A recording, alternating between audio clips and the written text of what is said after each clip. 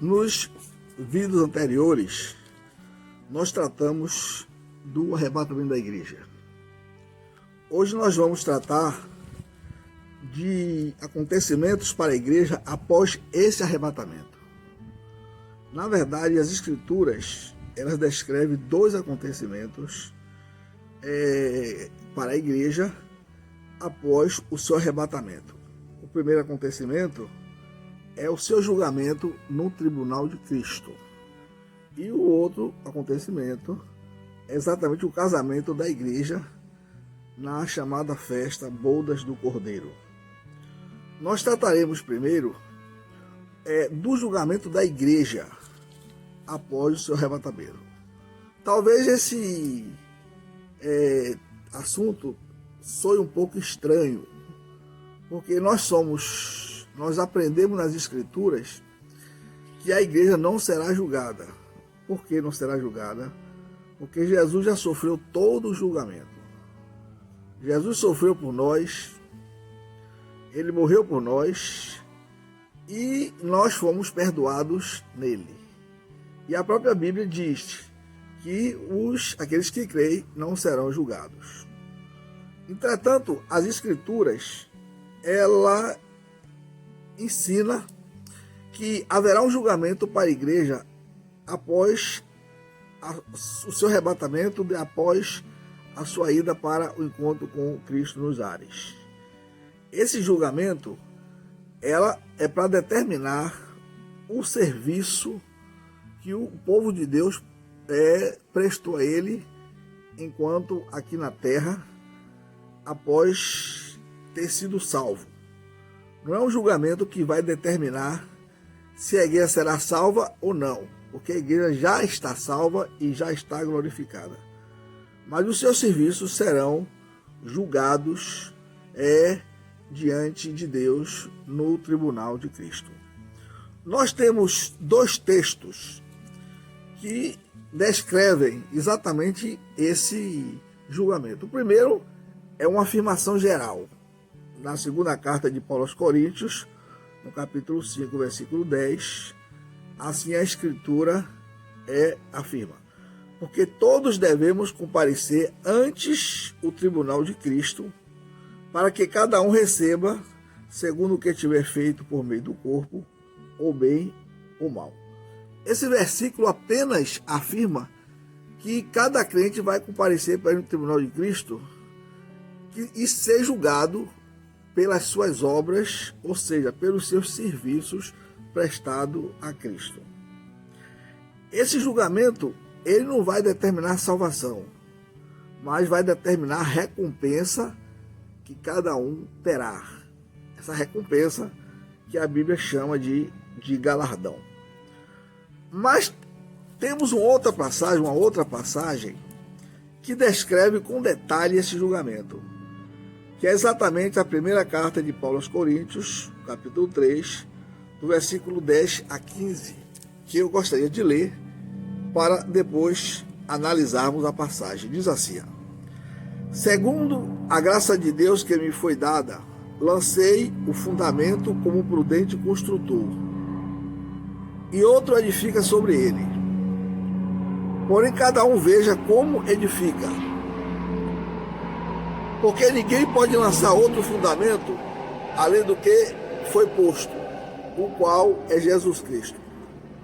Contudo, se o que alguém edifica sobre o fundamento é ouro, prata, pedras preciosas, madeira, feno, palha, manifesta se tornará a obra de cada um, pois o dia demonstrará o que está sendo revelada pelo fogo.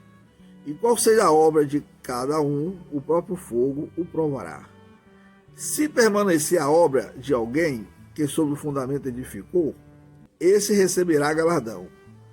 Se a obra de alguém se queimar, sofrerá dano, mas esse mesmo será salvo, todavia, como que através do fogo. A gente percebe claramente nessa passagem que Paulo fala de um julgamento para o povo de Deus. Esse julgamento se dará nos céus.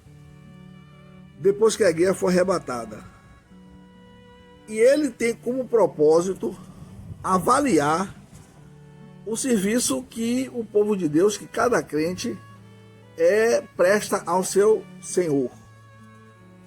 Como eu disse, o julgamento não determinará a salvação eterna, porque a salvação ela é gratuita e é baseada nos méritos de Cristo na cruz. Mas o próprio texto diz que quando cada filho de Deus for julgado nesse tribunal de Cristo, que também é chamado Bema, porque a palavra grega para tribunal é Bema, cada um que for julgado ali vai receber recompensa ou deixar de receber recompensa, dependendo dos serviços que cada um prestou ao seu Senhor. Mas não determinará a salvação de ninguém, do povo de Deus. O próprio texto diz, no versículo 15, se a obra de alguém se queimar, sofrerá dano.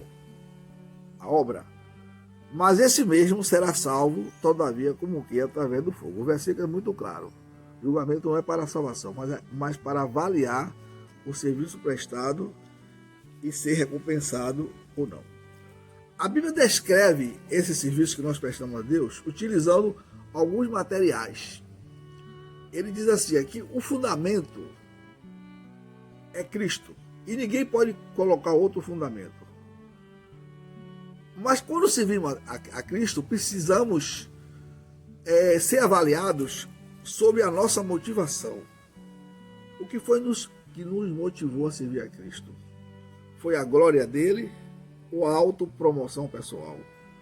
Às vezes uma pessoa serve a Cristo não visando a glória do seu Salvador, mas visando, tendo outros motivos. E se esses motivos não forem corretos, essa obra, esse serviço será reprovado e a pessoa não será recompensada, ou seja, não receberá galardão. Então, quando prestamos esse serviço, o texto diz que o crente pode empregar 6 tipos de material ao servir a Deus, que ele descreve no versículo 13. Manifesta se tornará a obra de cada um. O dia a demonstrará, porque está sendo revelada pelo fogo. E qual seja a obra de cada um, o próprio fogo provará. Então, os materiais empregados são 3. Contudo, são 6.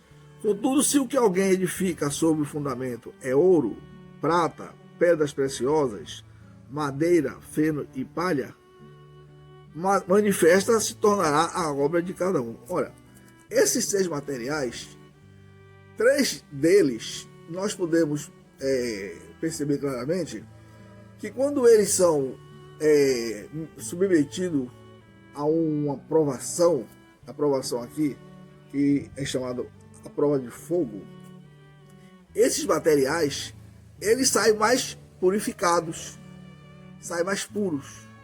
Quais são esses materiais? Ouro, prata e pedras preciosas. Mas há outros 3 que, quando submetidos ao fogo, ou seja, à provação, eles são queimados, não resistem a uma prova de fogo. Quais são esses materiais que a Bíblia fala? Madeira, feno e palha. Ora, o Senhor Jesus, ele é o próprio juiz, ele é quem vai julgar os nossos serviços.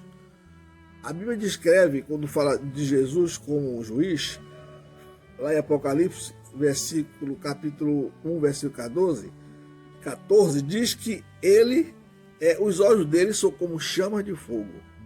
Ou seja, o olhar avaliador de Jesus, seus olhos como chama de fogo, ele então julgará as nossas obras e reprovará aquelas obras que não foram para a glória do próprio Jesus, e sim para a autopromoção ou a glória do próprio crente. Esses materiais que são reprovados quando servimos a Deus, eles não resistem a uma avaliação pelo fogo. E esses materiais são madeira, feno e palha. E os outros materiais que mencionamos, ouro, prata e pedras preciosas, elas resistem à provação. Então, se o serviço que eu prestei, que você prestou, que nós prestamos a Deus, esse serviço teve como motivação a glória de Deus, então os seus serviços serão aprovados no julgamento que será executado pelo próprio Jesus Cristo, com seu olhar avaliador. Então será aprovado o nosso serviço e receberemos com recompensa. Todavia, se o nosso serviço não visou a glória de Deus, mas a motivação do serviço foi outra, senão que não a glória de Deus, esses serviços serão reprovados pelo próprio Deus. O propósito desse julgamento é exatamente avaliar o nosso serviço. Ele se dará exatamente nos céus após o julgamento, ao arrebatamento da igreja. A Bíblia fala desse serviço, do serviço que vamos prestar a Deus, em termos de galardão, recompensa ou galardão. E a Bíblia fala de 5 recompensas que os crentes receberão pelos serviços prestados a Deus. Essa recompensa ela corresponde a 5 tipos de coroas que os crentes receberão, ou seja, galardões que os crentes vão receber. A primeira coroa é a coroa incorruptível. E nós temos essa descrição na primeira carta de Paulo aos Coríntios, no capítulo 9, versículo 25, dizendo assim: e todo aquele que luta, de tudo se abstém. Eles o fazem para alcançar uma coroa, nós, porém, uma incorruptível. Olha, é fácil entender essa linguagem de Paulo. Quando uma pessoa vai competir, o desejo dela é ser campeão para ser recompensada. Mas toda competição tem suas regras, tem suas normas. E o vencedor precisa submeter essas regras a essas normas. A vida cristã também tem suas regras. E uma regra é exatamente a vida de incorrupção. Uma vida de santidade. Aquelas pessoas, aquele povo de Deus, aquele filho de Deus, que viveu uma vida consagrada, uma vida reta, uma vida santa, ele vai receber essa coroa incorruptível. A outra coroa é a chamada coroa da alegria. Está lá escrito na carta de Paulo aos Filipenses, no capítulo 4, versículo 1, que diz assim: portanto, meus amados e muito queridos irmãos, minha alegria e coroa, estai assim firmes no Senhor, amados. Que coroa é essa? Coroa da alegria. É a coroa do ganhador de almas. Todo crente, depois de salvo, deseja que outras pessoas sejam salvas. Para isso, elas vão falar dessa salvação, vão dar testemunho da sua fé, vão dizer o que Jesus fez por ela e, naturalmente, ouvindo esses testemunhos do povo de Deus, pessoas se converterão, crerão em Cristo. E aqueles que amam as almas e buscam as almas perdidas, esse será coroado com a coroa da alegria quando estiver sendo julgado no tribunal de Cristo. A terceira coroa é a coroa da vida. Que coroa é essa? É a coroa do sofredor.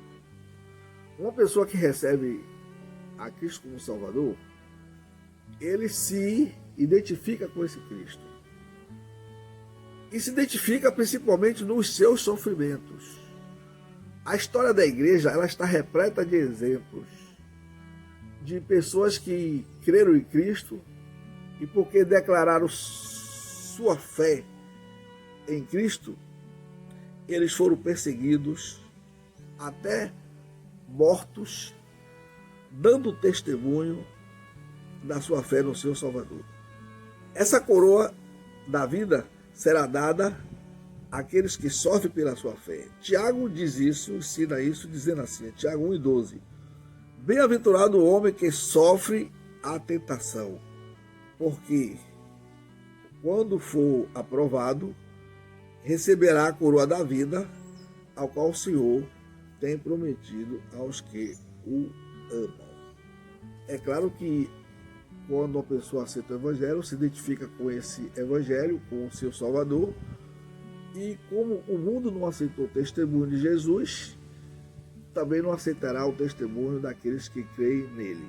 E por isso, os crentes, o povo de Deus, pode também sofrer e naturalmente sofrerá pela sua fé. A quarta coroa é chamada coroa da justiça. Que coroa é essa? Paulo fala dessa coroa na sua segunda carta a Timóteo, no capítulo 4, versículo 8, que é a última carta que ele escreve, estando preso na prisão mamertina, antes de ser decapitado. Ele diz assim: desde agora a coroa da justiça me está guardada, a qual o Senhor, justo juiz, me dará naquele dia, e não somente a mim, mas também a todos os que amam a sua vinda. Ora, a gente percebe aqui que a coroa da justiça será dada àquele que deseja a volta de Cristo, anela a volta de Cristo, anseia pela volta de Cristo, porque a volta de Cristo será a grande alegria daqueles que creem em Jesus como Senhor Salvador. Paulo diz exatamente no momento que ele sabia que ele seria condenado, era mais ou menos os anos 67, quando ele morreu. 67 ele era cristão, e ele sabia, tinha certeza que seria condenado, e como foi, pelo fato de ser cristão. Então, essa coroa da justiça é a coroa daqueles que desejam a volta de Jesus. É a recompensa. E a quinta e última coroa que a Bíblia fala é a chamada coroa da glória. Está escrito na primeira carta de Pedro, capítulo 4, capítulo 5, versículo 4, que diz assim: e quando aparecer o sumo pastor, alcançareis a incorruptível coroa da glória. Essa é a coroa que será dada ao pastor, aquele servo fiel, ao ministro, aqueles que batalham defendendo a fé, ensinam a verdade, amam ao seu mestre e são fiéis no ensino e na pregação da palavra. Ou seja, é a coroa daquele que pastoreia o rebanho de Deus. Nesse capítulo 5 da primeira carta de Pedro, ele fala exatamente aos pastores, incentivando-os a serem fiéis, dizendo que eles não devem ser gananciosos e nem pastorear o rebanho de Deus por torpe ganância, mas sempre sendo exemplo do rebanho. Esses que agirem assim receberão essa coroa que Pedro fala, a inacessível coroa da glória. Quando pensamos nessas recompensas, nesses galardões, ficamos imaginando, essa recompensa, esse galardão, é um bem material ou um bem espiritual? Ora, só pode ser bem espiritual, não pode ser bem material. Bem material não tem valor no céu. Que valor teria um bem material para o Filho de Deus? Tem um. E quando nós analisamos de uma maneira mais detalhada as Escrituras, percebemos que esses galardões ou essas recompensas, elas se referem ao estado de glória que esses os filhos de Deus fiéis terão na presença de Deus por toda a eternidade. Daniel, ele fala exatamente esse assunto no seu capítulo 12, versículo 13. Ele diz assim: os que forem sábios, pois resplandecerão como o fulgor do firmamento, e os que a muitos ensinarem a justiça, como as estrelas, sempre e eternamente. Os que forem sábios. Quem são os sábios? Primeiramente, o crente é um sábio, porque a sabedoria está em temer ao Senhor. O temor do Senhor é o princípio da sabedoria. Mas para aqueles que servirem a Deus com fidelidade, aqueles que receberem essas coroas, essas 5 coroas, essas recompensas, a maior recompensa é exatamente essa promessa, pois resplandecerão como fulgor no firmamento, e os que a muitos ensinarem a justiça, como as estrelas, sempre e eternamente. Ensinar a verdade de Deus é uma responsabilidade imensa do pastor. O pastor está tratando das verdades divinas. Por isso, a fidelidade se torna de grande importância. E o segundo texto é lá em Mateus capítulo 13, versículo 43, quando Mateus diz assim: então os justos resplandecerão como o sol no reino de seu Pai. Ora, nós sabemos que todo filho de Deus, povo de Deus, quando for levado para a glória pelo arrebatamento, quando ele for revestido do seu corpo glorificado, isso já é uma recompensa que não tem comparação. Trata-se da salvação eterna. Mas aqui, nesses 2 versos que falei, fala de um resplendor para aqueles que muito ensinarem a justiça. Brilharão como o sol, brilharão como as estrelas, sempre e eternamente. Nesse julgamento, no tribunal de Cristo, no bema de Cristo, o povo de Deus será recompensado com esses galardões por prestarem o serviço de fidelidade ao seu Deus. Irmão, você que já tem essa esperança, que tem certeza da sua eterna salvação, procure ser fiel. Procure servir a Deus com integridade e fidelidade, porque nosso Deus, Ele vai recompensar aqueles que forem fiéis. Que Deus nos abençoe. No próximo vídeo, nós vamos falar sobre outro acontecimento que se dará após o arrebatamento da igreja, que é exatamente as bodas do Cordeiro. Enquanto a igreja está sendo recompensada, galardoada, aqui na terra estará acontecendo a grande tribulação, que nós vamos tratar também com riqueza de detalhes. Que Deus lhe abençoe.